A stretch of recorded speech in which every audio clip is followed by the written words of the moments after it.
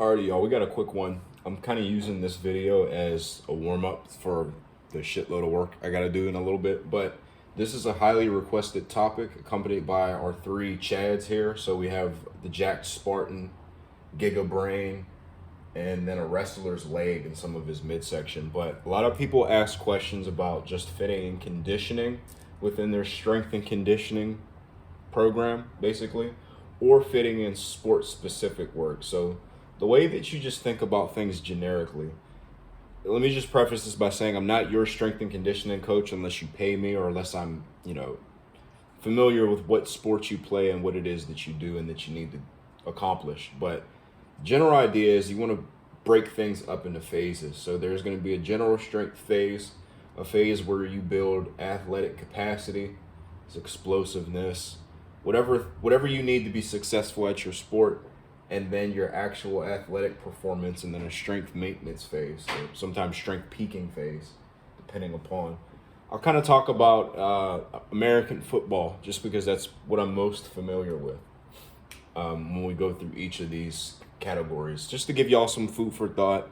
If you don't have a strength and conditioning coach and you're just a sports enthusiast that just does boxing or whatever for fun, you want to think about this. You cannot have all of these maximized at once. Reason being, we're not made out of steel cable. We don't have an infinite capacity to recover from all these things all at once and be optimally good at them. You can be kind of good at each of these all at once, and it's the hybrid athlete approach. But if you want to be as good as you can be in each of these, they need to be broken up in phases. That's just the truth. So first and foremost, everything should be prefaced by a general strength phase. Now by that I mean you're using lifts like the power lifts, lots of bodybuilding, tendon work to help you recover from this if you're coming off of an football season or whatever. You're doing all these things to build your capacity to be able to then demonstrate higher performance in your explosiveness or your speed or whatever it is, which is then going to carry over laterally to your athletic performance and your sports specificity. There's not no such thing as a sports-specific exercise. By that, when people say things like that, they really mean exercises that build qualities that you use in your sport. But there is nothing more specific to playing football than playing football. There's nothing more specific to sparring than sparring. There's nothing that's going to be more specific to your sport than practicing your sport. So that's just something I struggle with when I hear about different things that people say on the internet. It's just not, there's no such thing really. What you want to focus on here, like I said though, is just building your general strength. So you're using big barbell movements, typically in the context of a football player. That's going to be safety bar squats, floor press with a relatively close grip, a lot of bodybuilding work in the way of curls. If you have a good strength and conditioning coach, they should be including some tendon work specifically for your high hamstring, everything in your shoulder, your biceps, things that typically get snapped up in football players. This is going to be however long it ends up being relative to whenever this needs to be. So all this lengthwise is dependent upon how much time you have before this. Okay, so you're going to spend an equal amount of time ideally in each.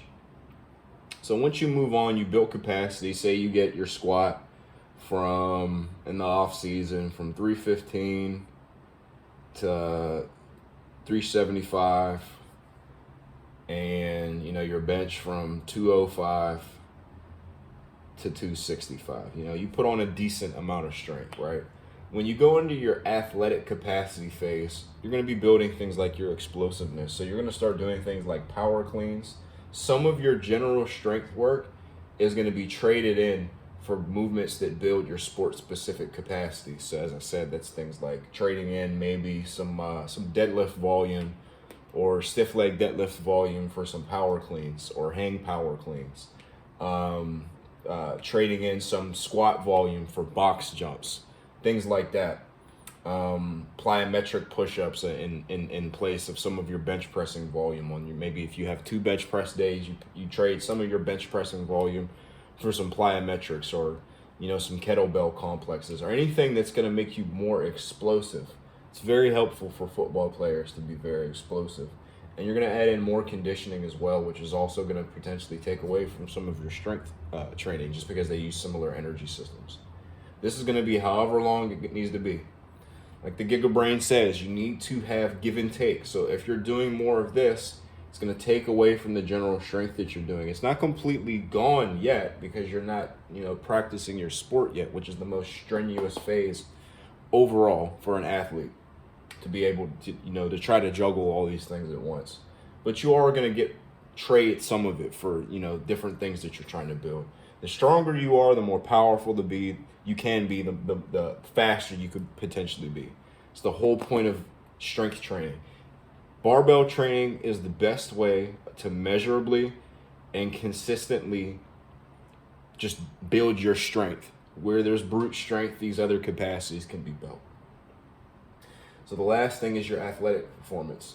That's more so going to be a strength maintenance phase, or like I said at the beginning, a strength peaking phase. You're really just trying to hang on to the adaptations that you built here. A lot of people make the mistake.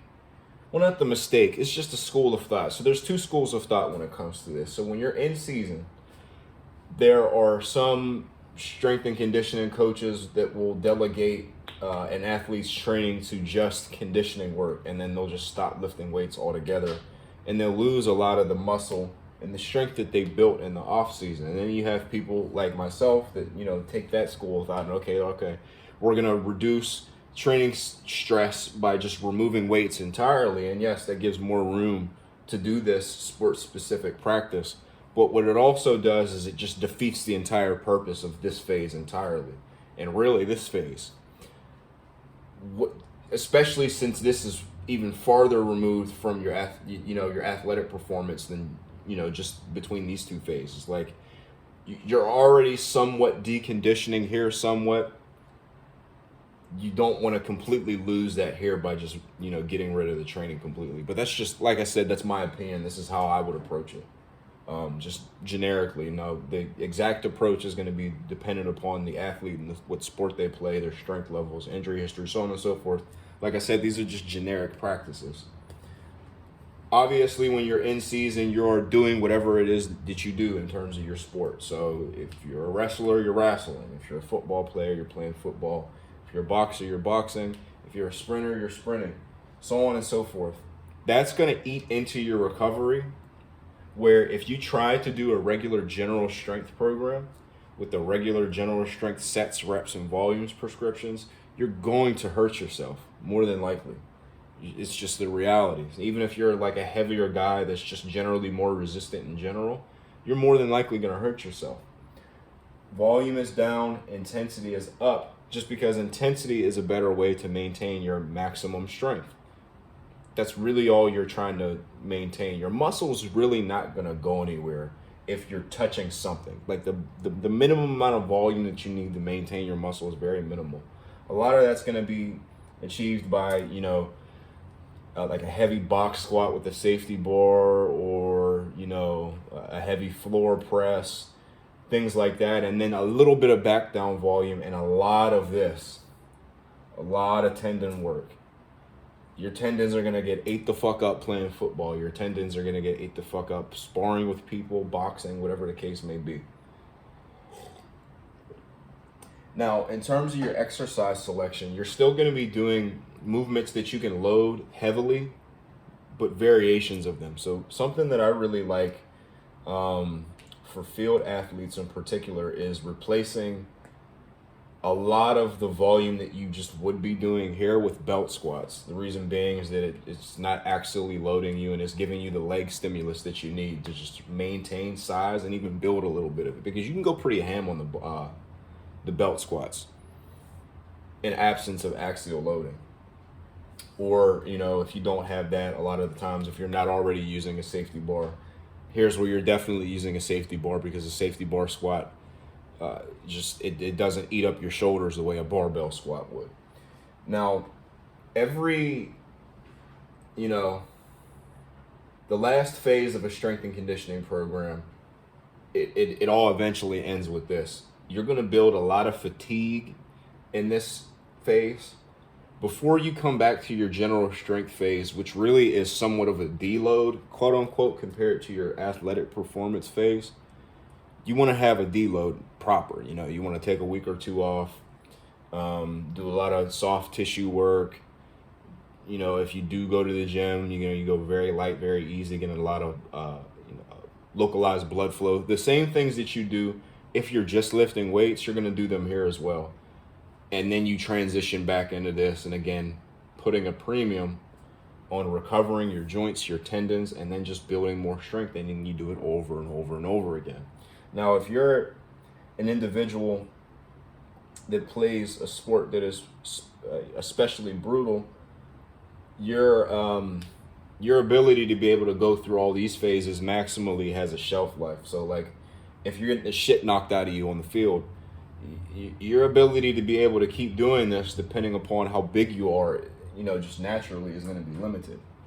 So just keep that in mind. But these are the general things that you want to consider, if you're someone that plays sports. I have a lot of people that watch my channel that play sports, or like I said, are sports enthusiasts that try to be good at all these things at once, but you really need to look at it in a phasic approach.